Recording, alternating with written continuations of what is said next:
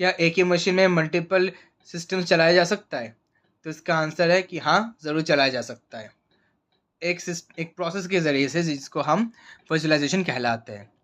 सो आज हम ये समझ लेते हैं कि आखिर ये वर्चुअलाइजेशन होती क्या है।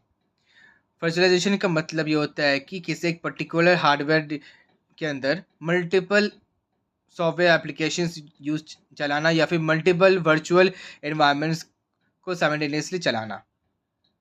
और इसके पीछे एक कहता है एक की का यूज़ होता है, जिसको हम हाइपरवाइजर कहते हैं। हाइपरवाइजर एक ऐसा एक सिस्टम है वर्चुअलाइजेशन का, जिससे कि कई सारे वर्चुअल एनवायरनमेंट से वर्चुअल एप्लीकेशन या फिर वर्चुअल सॉफ्टवेयर्स को क्रिएट और मैनेज किया जाता है। और इसके दो तरह के हाइपरवाइजर्स मिलेंगे। एक तो कि जो डायरेक्टली वो हार्डवेयर में मौजूद होंगे, और दूसरा होगा कि एक VMware या फिर वर्चुअल बॉक्स के ज़रिए से चलाया जाएगा। यानी कि बेसिकली एक डायरेक्टली चलाया जा सकता है हाइपरवाइजर को, और दूसरा इनडायरेक्टली, यानी कि एक दूसरे वर्चुअल ऐप्स के थ्रू, जैसे कि VMware हो या फिर वर्चुअल बॉक्स। और ऐप्स के क्या बेनिफिट्स हैं? एक तो है कि कॉस्ट कटिंग है, यानी कि इतने सारे वर्चुअल ऑपरेटिंग सिस्टम्स को चलाने के लिए ज़्यादा पैसे खर्चने नहीं पड़ते, पैसों की बचत होती है।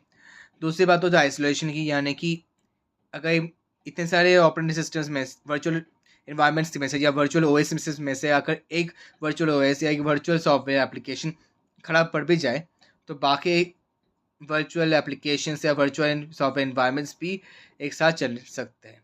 यानी कि बेसिकली एक वर्चुअल एप्लीकेशन के ख़राब हो जाने की वजह से बाकी सभी एप्लीकेशंस की फंक्शन ही रुकेगी कि नहीं। फिर इसके बाद होता है कि सेफ टेस्टिंग के लिए यूज़ होता है।